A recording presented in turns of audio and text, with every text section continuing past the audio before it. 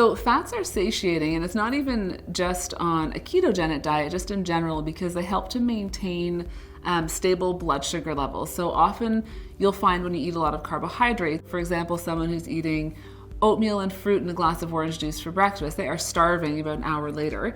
And that's because the carbohydrates are used so quickly, you end up getting this spike of energy and then crash, and now your body's looking for that next source of fuel. So you're starving, and this is where people can come a little bit hypoglycemic and they get a little shaky or hangry, that people will say.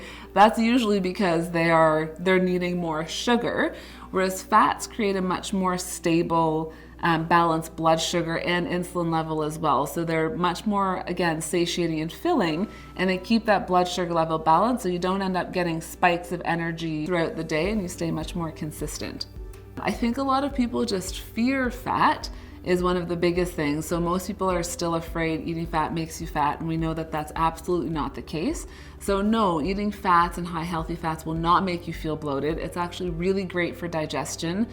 People who have digestive issues, constipation, things like that, the fats are great for them. So it shouldn't make you feel bloated. The only people who might have an issue is if they don't have a gallbladder, because eating a high fat diet, you need your gallbladder to help break the fat down. So they just might need some digestive enzymes and things like that, but the fats are key in your diet.